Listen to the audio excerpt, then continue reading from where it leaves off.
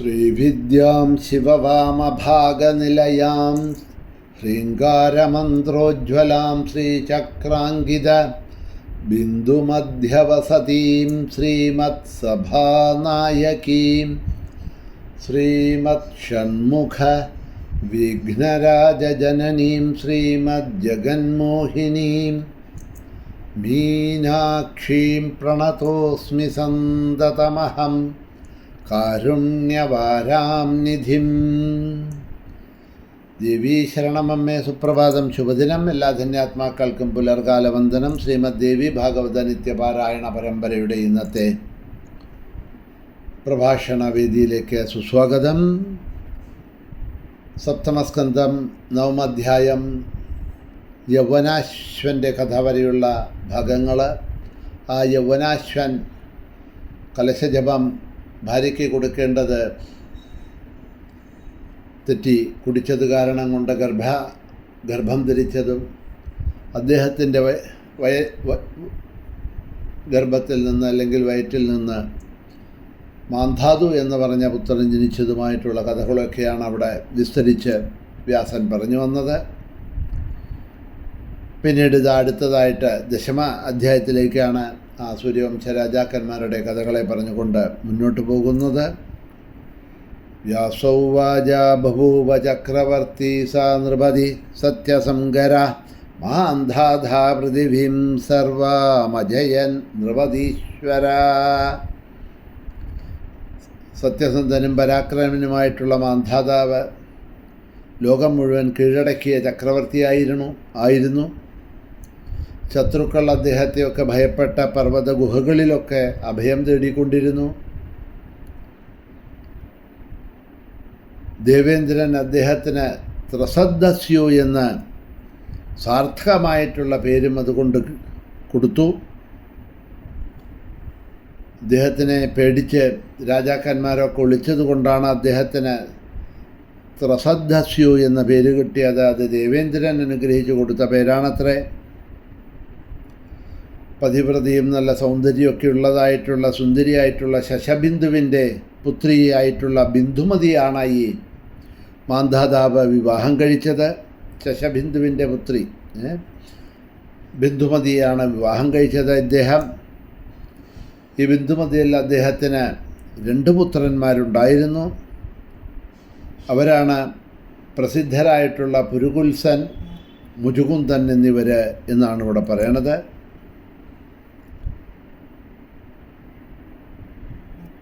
ആ പുരുകുൽസന് പരമധാർമ്മികനായ അരണ്യൻ എന്ന പുത്രനുണ്ടായി. പിതൃഭക്തനായിരുന്ന അദ്ദേഹത്തിൻ്റെ പുത്രനാണ് ബൃഹദശ്വൻ. ആ ബൃഹദശ്വൻ്റെ പുത്രനായിട്ട് പരമാർത്ഥവേദിയും ധാർമ്മികനുമായിട്ടുള്ള ഹര്യശ്വൻ ജനിച്ചു. ഈ ഹര്യശ്വൻ്റെ പുത്രനാണ് ത്രിധന്വാവ്.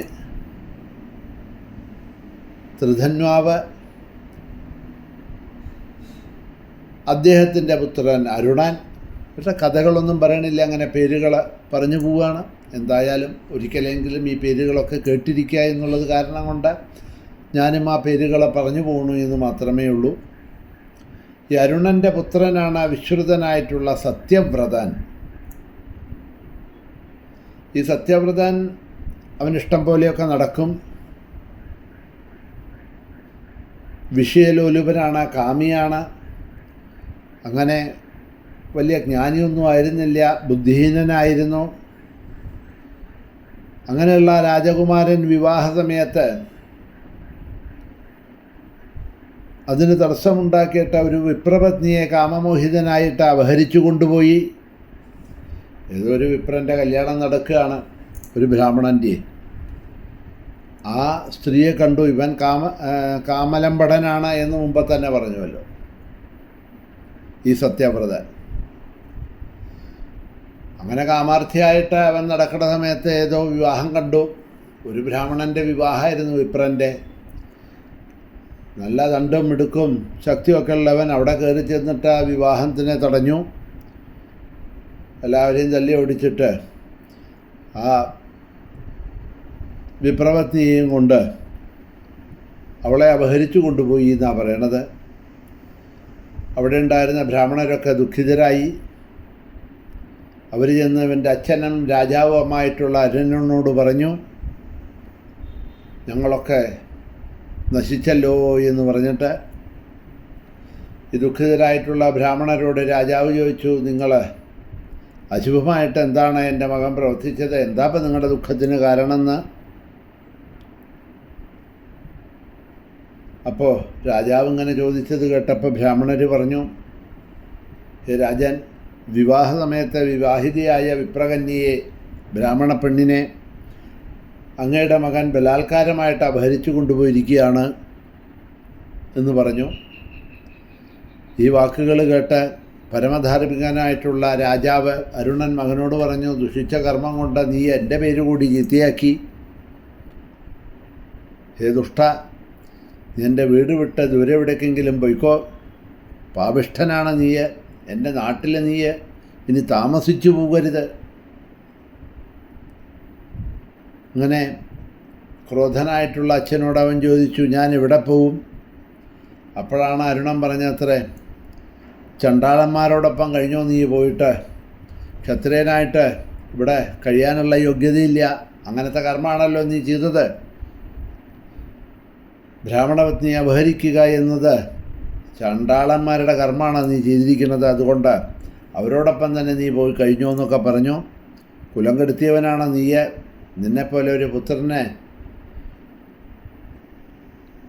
കൊണ്ട് എനിക്ക് ഒരു അച്ഛനായിട്ടിരിക്കാനുള്ള മോഹം തന്നെ ഇല്ലാതെ കണ്ടായി. എവിടേക്കെങ്കിലും നീ എൻ്റെ കണ്ണിൻ്റെ മുമ്പിൽ നിന്ന് പൊക്കോ, എൻ്റെ കീർത്തികളൊക്കെ നീ നശിപ്പിച്ചു എന്നൊക്കെ പറഞ്ഞ് ക്രോധിച്ചു. അച്ഛൻ്റെ വാക്ക് കേട്ട ഉടൻ തന്നെ അവൻ പട്ടണത്തിൽ നിന്നിറങ്ങി ചാണ്ടാലന്മാരുടെ അടുത്തേക്ക് പോയി എന്നാണ് പറയണത്. ഈ സത്യവ്രതൻ അങ്ങനെ കവചം ധരിച്ച് അമ്പും വില്ലും ഏന്തിക്കൊണ്ട് ചാണ്ടാലന്മാരോടൊപ്പം അവരുടെ കൂടെ കഴിയാൻ തുടങ്ങി. അവൻ്റെ അച്ഛൻ ഇവനെ ഗൃഹത്തിൽ നിന്ന് പുറത്താക്കാൻ ഗുരുവായിട്ടുള്ള വസിഷ്ഠനും അരുണനെ പ്രേരിപ്പിച്ചിരുന്നു. തന്നെ ഗൃഹത്തിൽ നിന്ന് പുറത്താക്കിയ രാജാവിനെ ധർമ്മശാസ്ത്രജ്ഞനായ വസിഷ്ഠൻ അതിൽ നിന്നും തടഞ്ഞില്ല എന്നതുകൊണ്ട് സത്യവ്രതന് വസിഷ്ഠനോടും ക്രോധമുണ്ടായി എന്നാണ് പറയണത്. അതുകൊണ്ട് എന്തോ കാരണത്താൽ അവൻ്റെ അച്ഛനായ മഹാരാജാവ് പട്ടണം വിട്ട് തപസ് ചെയ്യാനായിട്ട് വനത്തിലേക്ക് പോയി. തൻ്റെ മകനിപ്പോൾ അധപ്പതിച്ച് ചണ്ടാലകുലത്തിലേക്ക് പോയി ചേർന്നു. അപ്പം ഇനി ഒരു പുത്രൻ ഉണ്ടാവണം, അതിന് തപസ് ചെയ്യാമെന്ന് വിചാരിച്ചിട്ട് അരുണൻ അദ്ദേഹം കാട്ടിലേക്ക് തപസ് ചെയ്യാനായിട്ട് പോയി. ആ സമയം നോക്കി ധർമ്മവൈകല്യം സംഭവിച്ചതുകൊണ്ട് ആ രാജ്യത്തെ ദേവേന്ദ്രൻ 12 വർഷത്തേക്ക് മഴ പൊഴിച്ചില്ല എന്നാണ് പറയണത്. ഇപ്പോൾ മേഘങ്ങളുടെ രാജാവ് മഖൻ അഥവാ ഇന്ദ്രനാണല്ലോ. ഇവിടെ അധർമ്മങ്ങൾ നടക്കണു എന്ന് കണ്ടപ്പോൾ ക്രോധിച്ച ഇന്ദ്രൻ ഈ രാജ്യത്തെ 12 വർഷം മഴ പെയ്യിച്ചില്ല. ആ സമയത്ത് വിശ്വാമിത്ര മഹർഷി